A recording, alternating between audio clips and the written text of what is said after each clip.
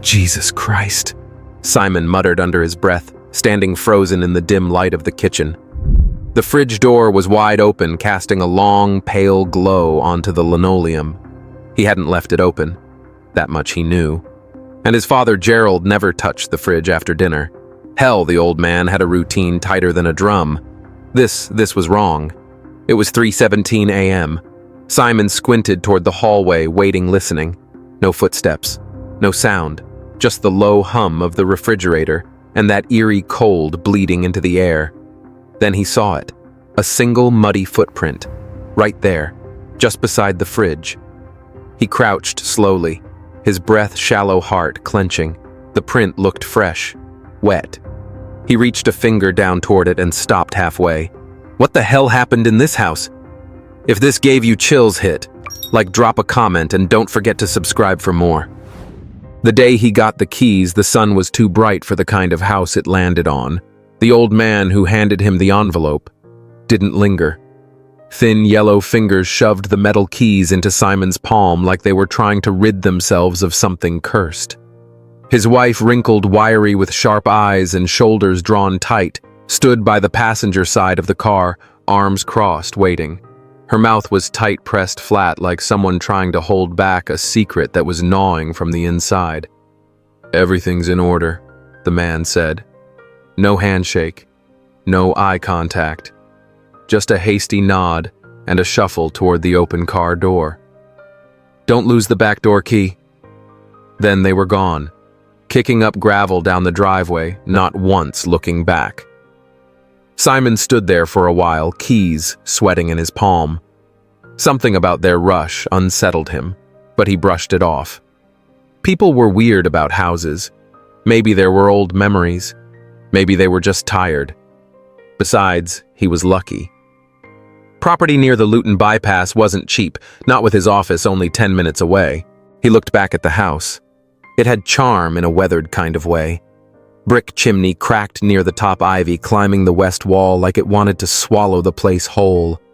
The house was a wreck, peeling paint, a porch that sagged like an old man's shoulders, windows that seemed to squint against the light. But it was his. A steal at the price, just a short drive from his new job at a local accounting firm. After the divorce, the endless fights with Ellen, the nights staring at empty walls, this place was a lifeline. A chance to start over, to build something solid. He'd pictured himself fixing it up, maybe planting a garden, finding peace in the quiet. He liked that. "Looks like a project, huh?" Gerald had said, hauling a box from the van, his wiry frame moving with the ease of a man who'd spent years in the Navy. At 62, Gerald was all sinew and stubbornness, his hands rough from fixing engines during the Cold War. He'd moved in with Simon, claiming it was to keep him out of trouble. But Simon knew his father was lonely since Mom died. The house was big enough for both of them, with its maze of rooms and creaky floors, and Simon was glad for the company. They'd spent the day unloading, laughing about the house's quirks, the sticky doors, the flickering lights, unaware that those quirks were only the beginning. The first night, Simon unpacked boxes in silence, while his father sat by the living room window with a paperback he never read. There was something odd about the quiet in the house. Not peaceful, not empty, just tense, like a held breath. The noises started after midnight. Simon had been lying on his mattress, still no bed frame, just a heap of linen in the guest room when he heard it. A soft metallic knock, like metal tapping wood. Then footsteps, faint, deliberate down below. He held his breath, counted. It stopped.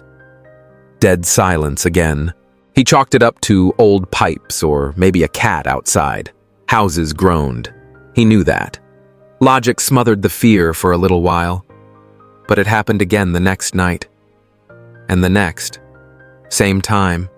Same steps. Same pause. Like someone waiting, listening, breathing under the floorboards.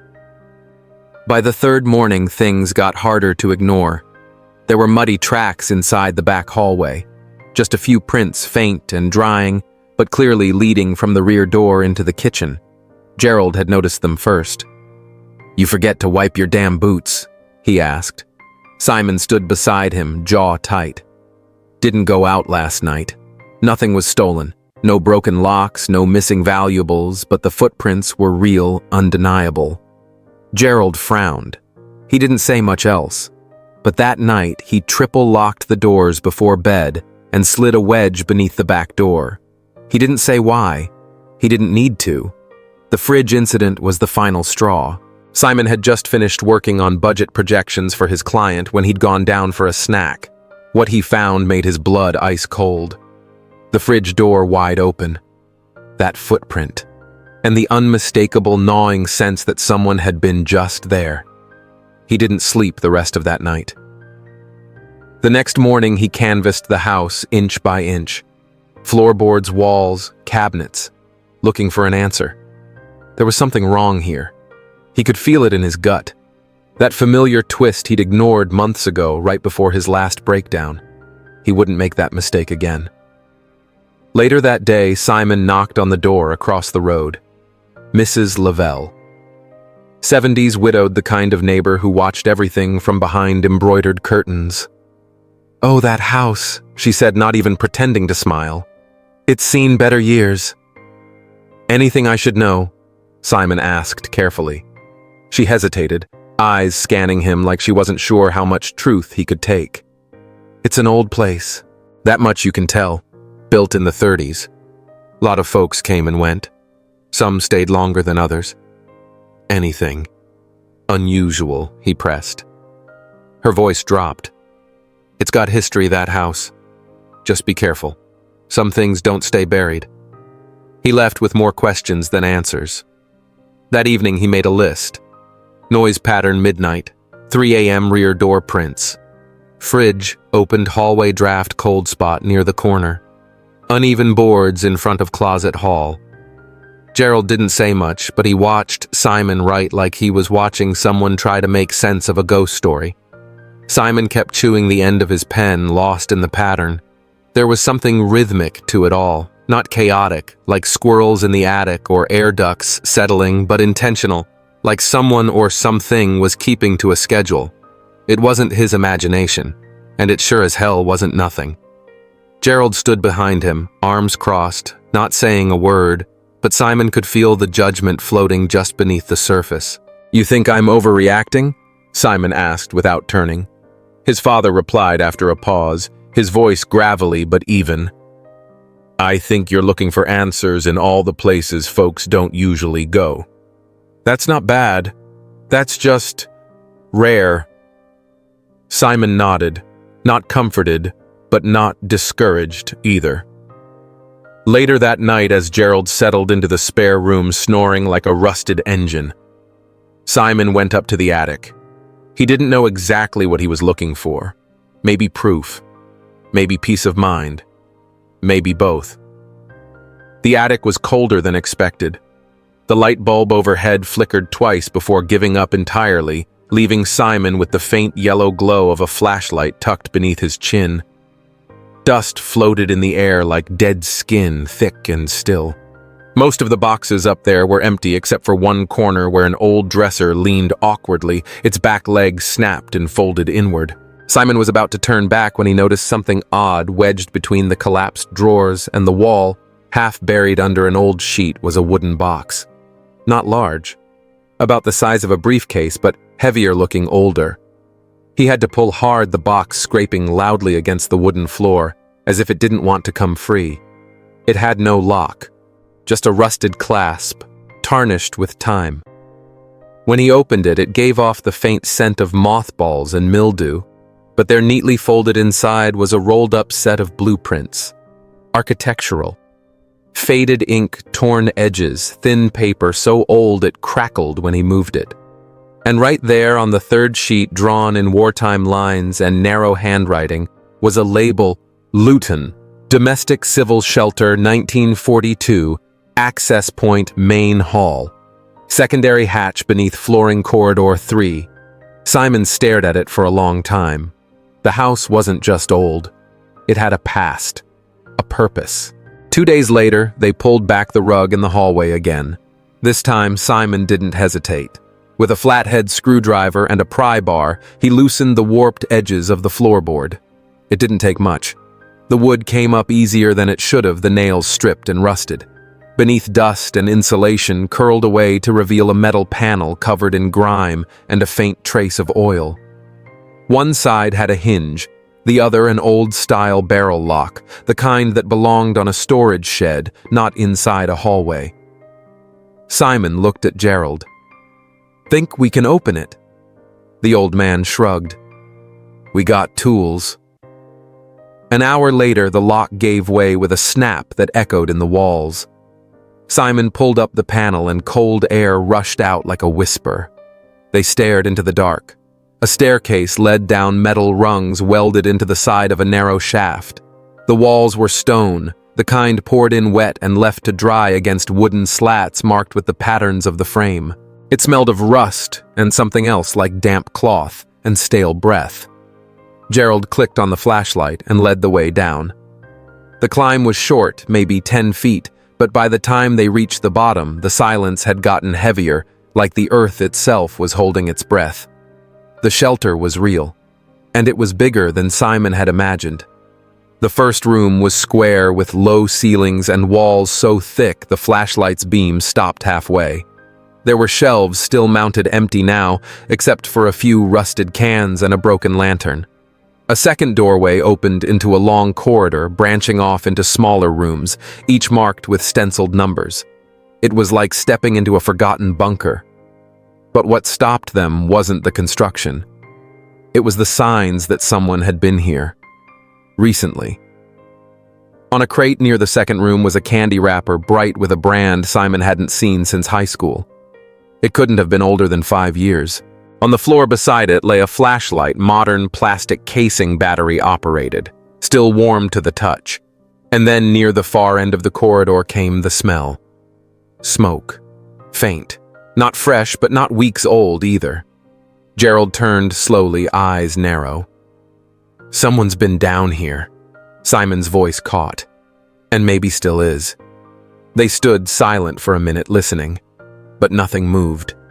Nothing spoke. Eventually they turned back, climbed the ladder and sealed the hatch. Simon wiped dust from his hands, heart still racing. That night, he installed the first of the hidden cameras, one above the stairwell, angled to catch the panel, and another inside the hatch mounted low and wide. He didn't tell Gerald everything. Something about the shelter felt watched. Like when he stepped inside, he wasn't discovering something. Later, while Gerald made toast and flipped through the local paper, Simon logged into the online archive for the Luton zoning office. He found references to wartime shelters, mostly government-commissioned. Some were mapped, others not. There were even a few articles from old local papers about shelters being bought up in the 70s for private conversion storage panic rooms, even hobby spaces. But nothing matched the layout of their shelter. No record, no mention. No blueprint besides the one they'd found upstairs. And more curiously, the property record of the house had a gap. No renovation filings, no owner statements between 1980 and 1996. 16 years where the house had changed hands off record. Then he wrote another note at the bottom of his list. No records post 1980. Missing ownership chain. Shelter undocumented. And then he underlined it twice. Something had happened in this house long after the war. Simon leaned back from the table, the soft creak of the old wooden chair breaking the silence. It was close to 3 a.m. He hadn't been sleeping much lately. Gerald said he looked tired and he felt it. But something in his bones told him to check the camera feed again, just in case. He clicked into the grainy night vision footage. The image jumped for a second, then settled into that familiar angle, the stairwell, the metal hatch, the narrow hall leading into the shelter. Nothing moved, until it did. Simon leaned in. There, at the far end of the frame, barely more than a shape in the dark, something walked across the corridor. It didn't rush. It didn't creep, just moved slowly with a limp on the left side, the head low and shoulders hunched. Simon's hand tightened around the mouse. The timestamp blinked, 03:02:17 a.m. The shape disappeared into one of the side rooms. He didn't wake Gerald right away. Instead, he pulled on a hoodie, grabbed the small flashlight he kept by the door, and quietly opened the hatch again. It smelled the same damp old stone, the cold sort of air you only find under the earth. The metal steps groaned a little, and Simon paused on each one, trying not to echo. When he reached the bottom, he paused. "Hello?" His voice didn't travel far. Nothing answered. Not at first. He moved forward past the first room, then the second. He stepped carefully, listening for breathing footsteps, anything. Then from the third room at the far end of the hall, he heard something shift. He turned the corner slowly, and there, sitting on an old folding cot surrounded by crates, was a man. Old. Worn down like driftwood that had been left in the tide too long. His frame was gaunt, almost skeletal under the thin fabric of a once red flannel shirt, now faded to a dull brown. His sweatpants were baggy, fraying at the cuffs, cinched at the waist with a string that didn't match. His hair hung in uneven wisps, a greasy gray matted against his scalp in clumps. His beard was wild, twisted bits of crumbs or lint stuck in the strands, and his eyes, deep set, ringed with purple shadows, held the glassy stare. But behind that glass, something sharp still flickered. Simon turned the corner slowly, and there, hunched on a folding cot at the far end of the room, was a man. Old, frail. His eyes caught the flashlight beam like an animal in the dark. For a moment, they just stared at each other, both frozen. Then the man jumped. He scrambled backward so fast he knocked over the crate beside him, sending cans clattering to the floor. One hand shot out to grab something under the cot, Simon couldn't see what, and the other was raised defensively like he expected to be hit. "No, don't shoot!" he yelled. His voice cracked high and shaking. "I'm not armed. I didn't do anything." Simon stepped back in surprise. "Whoa! Hey! I'm not here to hurt you!" The old man kept shouting, eyes wild. "I'm not one of them. I'm not.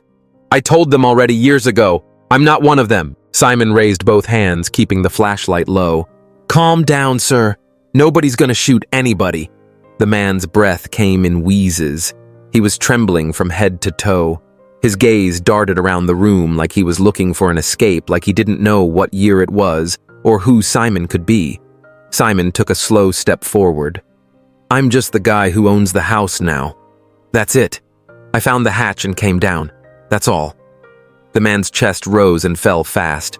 Then suddenly, like a switch had flipped, he slumped back down onto the cot. Face-pale lips pressed tight.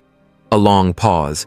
And then barely above a whisper, "Arthur," he said, voice dry as paper. "I'm not a threat." Simon lowered the flashlight. He stood still in the doorway, the beam catching on the man's torn shirt and bony hands. The man sat frozen, breathing hard, one hand still half clenched around the edge of the cot.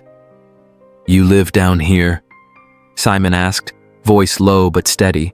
The man's eyes flickered toward the floor, then back up. He nodded slowly, like his neck had forgotten the motion and had to relearn it. "Since 43, he said finally. His voice was rough, like gravel under boots. "They were gonna ship me out. I wasn't gonna go. I wasn't gonna kill anyone. So I left. First in my brother's place, then down here." Simon let that settle. He took half a step into the room, scanning. The cot was rusted but held together. A propane stove, small and too clean for the grime that clung to everything else. A pile of neatly arranged canned goods sat nearby, labels, modern, colorful. No dust on them. No rust. "You've been living here ever since?" Simon asked. "All these years." The man let out a sound, a dry chuckle or maybe a sigh that cracked halfway. Simon's eyes moved to a crumpled snack wrapper on the ground. A peanut packet, bright blue, expiration 2023. He raised the flashlight a bit higher. "So who brings you this stuff?" "The food, the batteries, socks." The man didn't answer right away. He shifted on the cot, pulled the blanket a little tighter around his shoulders. "People help, not many. Some don't even know who I am. Some do. Makes no difference." Simon frowned. You've got no war record, no enlistment under your name, no missing person report. I checked. You're not listed anywhere. So how is it you've been in hiding your whole life?" The old man blinked slowly as if the words took longer to reach him than they should. He turned his head and looked at the wall for a long beat. When he finally spoke, it came out like something said 100 times before. "Not everything gets written down. Not everything wants to be." Simon didn't respond. The words hovered in the air between them, heavy and wrong in a way he couldn't yet name. The room felt too still, too insulated, like time hadn't just slowed here, but had curled inward and folded itself up, hiding like the man in front of him. Arthur didn't speak again. He just sat there, eyes hollow, shoulders hunched forward like he was waiting for judgment or mercy. Maybe both.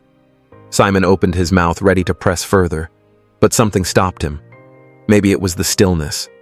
Maybe it was the way Arthur didn't flinch, didn't fight, just looked tired.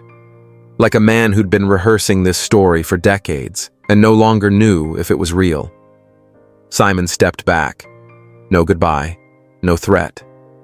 He climbed the ladder slow, sealing the hatch behind him, like he was afraid the air might follow him out.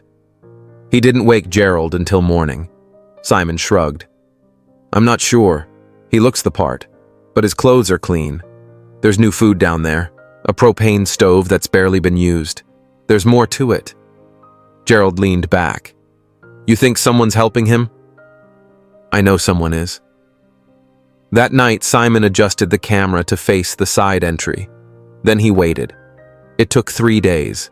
On the third night, just after 2 a.m., the camera picked up movement. A figure smaller than Arthur Younger, wearing a knit cap pulled low and a jacket zipped to the neck, slipped down the ladder with a bag slung over one shoulder. They moved with practice, no hesitation. Simon froze the frame, enhanced the image, then watched the full sequence. 10 minutes later, the figure left, empty-handed. Simon pulled up the outdoor camera next. Watched the same person walk down the alley, disappear toward the road. He replayed the footage 4 times, then shut the laptop. He didn't sleep. The next evening, he waited by the hatch. When the figure descended, Simon was there, flashlight already on. The man jumped, nearly dropping the bag. "Shit. Who?" Simon stepped forward, flashlight casting a narrow cone of light across the damp floor. The figure froze mid-step, 1 foot still on the rung of the ladder, the other dangling in air. The moment stretched thin. "I could ask you the same thing," Simon said, his voice steady low, measured like a man holding a weapon he wasn't sure he'd need. The young man turned fast, too fast, bag on his shoulder, swinging wide as he looked for a way out. But Gerald was already there near the ladder arms, crossed, eyes narrowed like a man who'd seen this kind of panic before. "No sense running, son," Gerald said, calm but final. The stranger stopped moving. For a second, all Simon could hear was breathing 3 sets uneven. The kid's chest rose fast, jerky, like he'd just realized he was trapped underground with no exits left. He looked barely 30, thin, pale, and shaking. Simon spoke low. "What's your name?" The man hesitated. Eyes flicked from Gerald to Simon. The way his jaw tightened like he was bracing for a blow that wasn't coming told Simon he'd been in worse corners than this one. "Thomas," he said finally. Simon nodded slowly. "You've been coming here a while." Thomas didn't answer. "You bring food for him?" Simon asked again. "Arthur." That broke something. Thomas's eyes glossed, his posture shifted, not in fear but in fatigue, like he was done holding something in. "Arthur's my grandfather." Simon narrowed his eyes. "Your grandfather?" Thomas nodded, his voice tight. "My mom and grandma took care of him before they passed. I've been doing it since. He can't live above ground. He won't. He panics, screams. He doesn't trust hospitals, won't let anyone take him. So I bring him food, check on him, that's all." Gerald spoke up. And you thought hiding this was the better option. Thomas looked down. You don't understand. He doesn't hurt anyone. He just wants to be left alone. Simon folded his arms. He says he's been hiding from the draft since 43. You know that story doesn't hold. Thomas's voice cracked. He's not well. He remembers things wrong. Some days he thinks it's still the 60s. Other times he talks about places he's never been. But he's my blood. What was I supposed to do? Turn him in. Simon stared at him for a long time. The kid wasn't lying. Or if he was, he didn't know it. You've been sneaking in here for 15 years? Simon asked. Thomas nodded. Since I was 16. After Mom died. And no one ever saw you. I come late. Leave early. Keep quiet. I park 2 blocks away. Simon rubbed the back of his neck. What's in the bag? Groceries. Mostly canned stuff. Bread. Batteries. New socks. And what about the storage room? Thomas blinked. What storage room? Simon didn't say a word right away. He just looked at him long and steady. Thomas was trying to keep calm, but his shoulders betrayed him. They were rising too high with each breath. His eyes darted not with confusion, but calculation. Gerald stepped forward, arms folded, voice level. There's a room at the far end of the bunker, newer door, steel, bolted from the outside. Thomas hesitated now. That fraction of a pause was all the answer they needed. I don't have a key, he mumbled. It's just storage. Simon tilted his head. You just said you didn't know about it. Thomas didn't respond. The silence stretched out. Gerald's voice broke it rougher now. You're running out of goodwill, son. What's in there? Thomas shifted his weight. Then, in a voice barely above a whisper, he said, Old things. Military junk. Stuff Arthur kept locked up. I don't go near it. Simon stepped closer, his voice quieter but heavier. We found blades, homemade grenades, parts of a rifle built from scratch. Not junk, Thomas. That's contraband. And it's not just Arthur's past anymore. It's yours. Thomas looked down then at the bag in his hands. Finally, he dropped it on the floor with a dull thud and rubbed his face hard, dragging his palms down to his jaw. I didn't start this, he muttered. None of this was mine to begin with. He sat down slowly on a wooden crate, the bunker air thick and damp around them. You want the truth? Fine. Gerald didn't move. Simon stayed quiet, giving Thomas space to fall apart. My grandfather Arthur. He wasn't just a soldier. He worked in weapons design, chemical electronics stuff I don't even understand. After the war, he stayed on. But something happened in the 70s. He disappeared overnight. I didn't know it growing up, just heard rumors. They said he went mad, that he stole files, pieces of tech that didn't belong to him, things the ministry was developing. Simon sat on the edge of a nearby shelf, listening. They never found him, not officially, but my grandmother knew. She helped him build this bunker before they moved here. He went underground right after the investigation, and we kept him hidden. Gerald let out a breath. That's one hell of a family secret. Thomas nodded, slow and hollow. My mom and Gran kept it quiet, said the government was still looking, and Arthur was dangerous if pushed. But they also said he was broken. Something inside him cracked during the war. The guilt, the things he built. He couldn't let them go. He had nightmares, heard voices, thought MI5 was watching the streetlight out front. Always wanted the lights dim, no mirrors in the house. He started collecting again, scrap metal wires, ammo casings, anything he could repurpose. I was just a kid, but I remember the smell. Gun oil, rust, burnt wires. Simon asked quietly, "And you took it over?" Thomas laughed once, sharp and sad. Not like I had a choice. When Gran died, Mom tried to move him. He attacked her. Not to hurt her, just panic. She gave up. kept bringing him food meds, keeping him quiet. When she died, it all fell to me. I was 16. He wiped his face with his sleeve. I tried to just feed him, just that. But the stuff he kept down here, it wasn't trash. Collectors online were paying stupid money for it. Wabiwitu switches, decommissioned detonators. He'd hoarded rare parts. So I started selling a few pieces. Not weapons, just fragments. It got easier, then harder to stop. Simon's voice was low, and the recent stuff Thomas looked him straight in the eye. I needed cash. The world's expensive. I couldn't keep doing it all alone. Arthur didn't know half of it. Hell, I didn't even know what half of it was. Silence hung like wet laundry between them. Simon stood. You know I have to report this. Thomas's face changed. The grief in it curdled into fear. No, please listen. I know it sounds bad, but I didn't hurt anybody. I didn't sell to criminals, just collectors, historians. I swear, I can stop. I have stopped. You didn't stop. Gerald interrupted. You got caught. Thomas stood up too quickly. I'm not the villain here. I've been keeping him alive. You think the system would have done better? They'd have locked him in some concrete cell and thrown away the key. You think that's better than this? Simon's fists clenched at his sides. You were storing explosives in the floor of a house you didn't even own. Thomas took a step back. I didn't ask for any of this. I inherited a ghost and a bunker full of madness.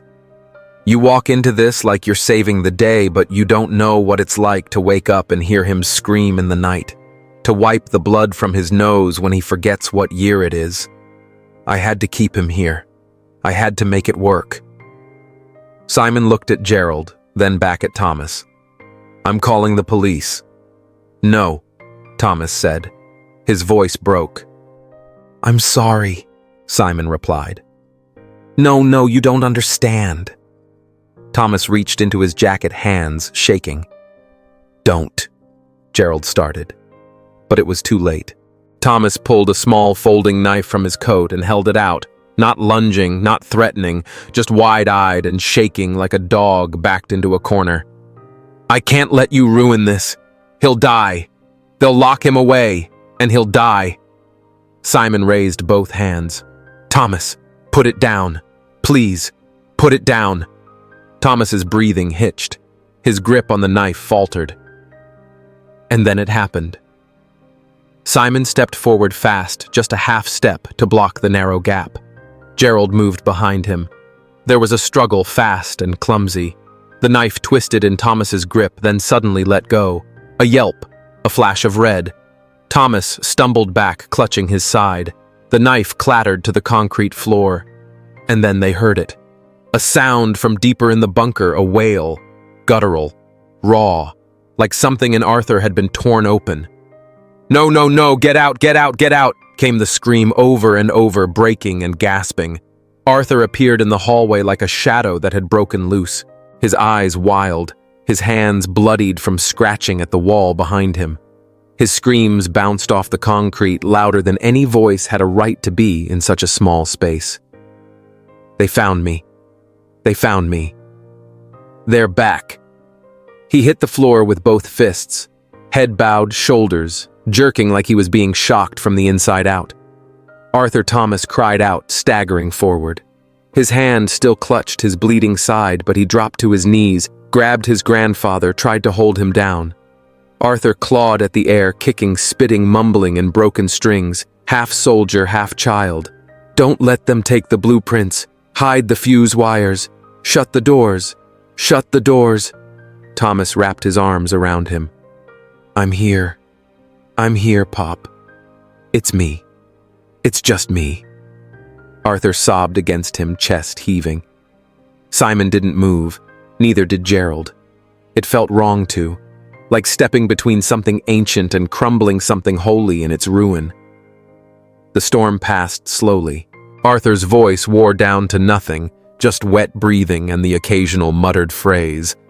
Thomas looked up, blood drying at the corner of his mouth. Please, let me take him to bed. Let me fix this, then we'll solve this.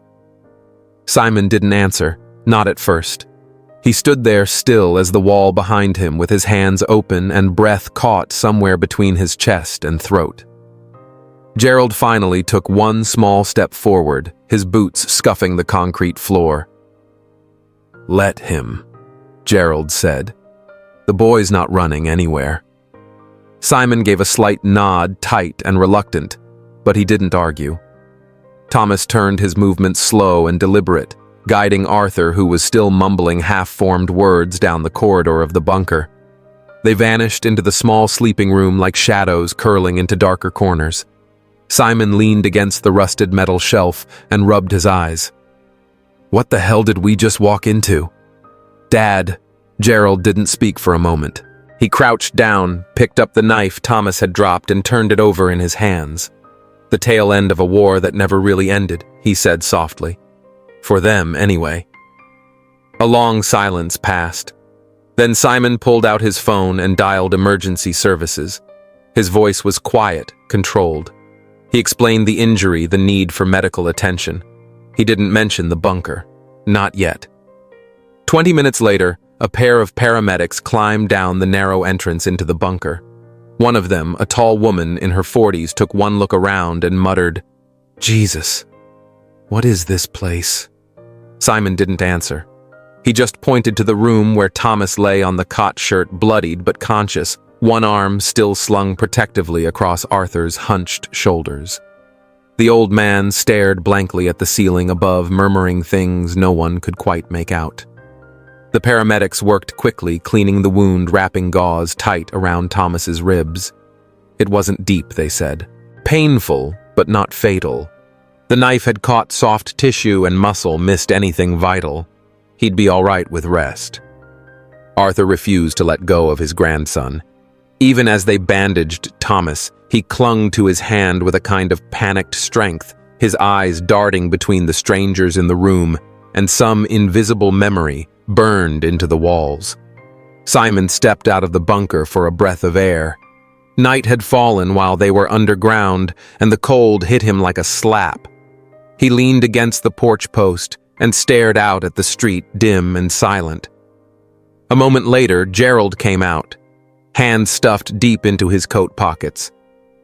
"You're not sleeping tonight," the old man said. "Nope," Simon answered. They stood in silence for a while, both men thinking thoughts too tangled for words. Then Gerald finally broke it. "You gonna turn him in?" Simon didn't answer right away. He turned to look at the house behind him. That crooked roofline, the flaking window frames the false quiet of it all. "I should," he said. Gerald nodded. "Maybe." Simon glanced over. "You think I shouldn't?" Gerald didn't speak right away. When he did, his voice was low and steady. "Sometimes the truth don't need to be yelled. Sometimes it just needs to be seen. Understood. Felt." Simon looked back toward the open hatch. "He's dangerous," was Gerald corrected. "What I saw tonight. He's just tired, confused. He's not building bombs anymore. He's holding on to the last thing he remembers before the world forgot him." Simon exhaled slowly, the cold fogging in front of him. And Thomas. Gerald frowned. "That one's tricky." "I think he meant well," Simon said. "I think he meant to survive," Gerald replied.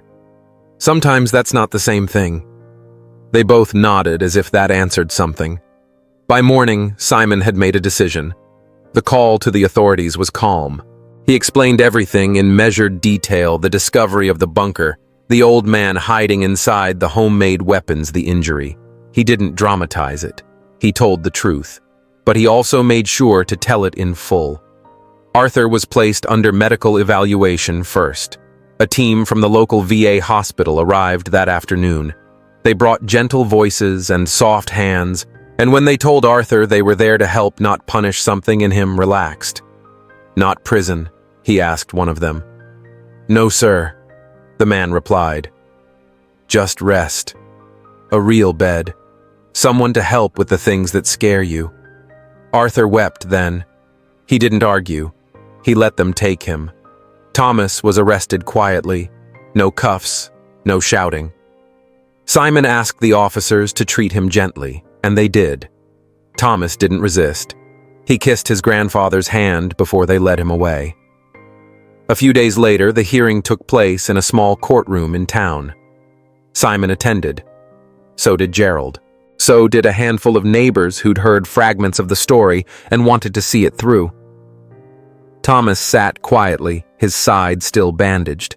He looked thinner, paler, but not broken. The judge listened, reviewed the files, read Simon's statement, read Gerald's, and in the end, mercy won. Thomas was sentenced to community service and mandatory psychiatric evaluation.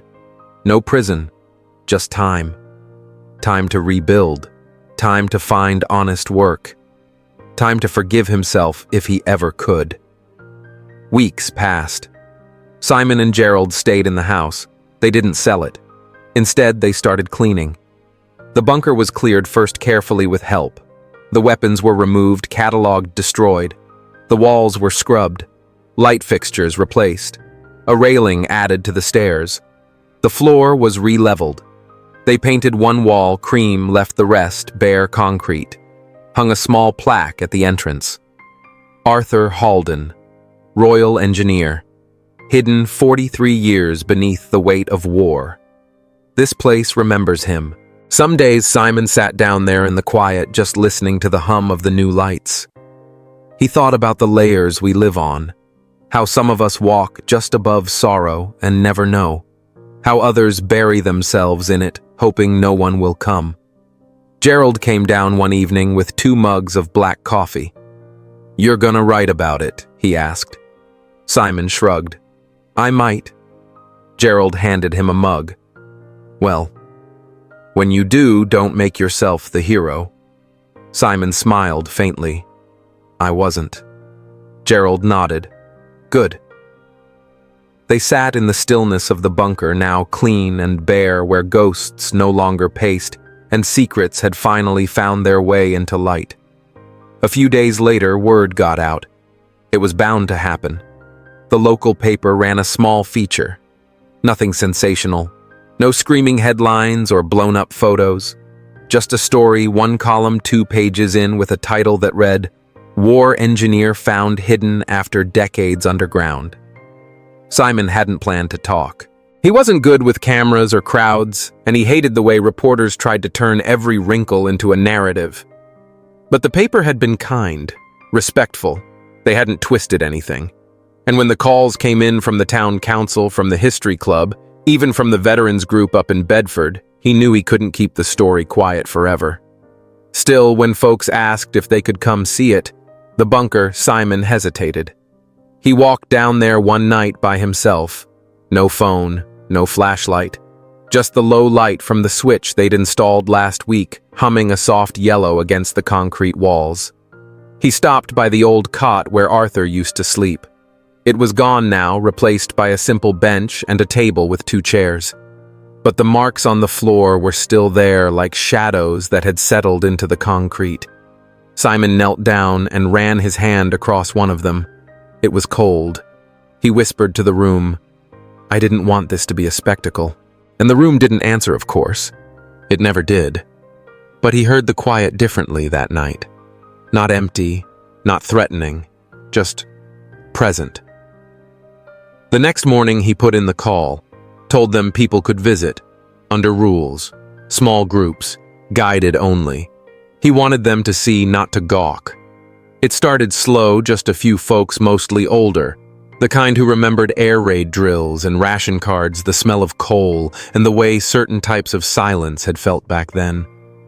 They walked through the restored space with quiet reverence, their fingers brushing the walls like they were trying to feel the past, still clinging to it. Simon never charged admission, but a jar near the ladder started to fill with folded bills and thank you notes. Some people left flowers, others left medals. One woman left a photo of her brother who'd gone missing in '44 and never came back. Gerald helped when he could, though he mostly stayed upstairs or on the porch smoking cheap cigars and nodding politely when visitors waved. He said the past was better left to those who needed it. Simon disagreed, quietly, but he understood. One day a school group came through, high schoolers, restless, loud at first. But as they descended the stairs and saw the photos hung near the entrance, Arthur in uniform, a copy of the blueprint with his scrawled notes, a letter from Thomas written after sentencing, they fell quiet. A girl in the back raised her hand and asked, "Did he regret hiding?" Simon stood beside the plaque on the wall and thought about that a long while before answering. "I think he regretted being forgotten more." The girl nodded. No more questions. The story gained traction slowly. A journalist from London came by, a war historian from Leeds. A documentary team emailed twice, but Simon didn't answer. He'd said what needed saying. He was clear with everyone he didn't find a conspiracy. He found pain. That was different. That was important. "I didn't discover secrets," he told the town council at a heritage event. "I discovered someone's hurt. And I guess hurt don't stay buried as easy as we'd like." People clapped. A few stood. But when someone asked if he'd accept a commendation from the Ministry for Historical Contribution, Simon shook his head. "No, thank you," he said. "This wasn't mine to profit from." Afterward, Gerald clapped him on the back and said, "You're getting soft in your old age." Simon snorted. "You're calling me old." Gerald grinned. "I'm calling you sentimental." They didn't argue. As summer rolled into fall, more work was done to the house. The porch got fixed, the roof patched. The old rose bush in the yard began to bloom again, wild and untamed. Simon left it that way. One afternoon, he walked down into the bunker alone, carried with him a small brass plate polished and new and a screwdriver. He screwed it into the wall just beside the door under the blueprint. It read, "Memory does not bury itself.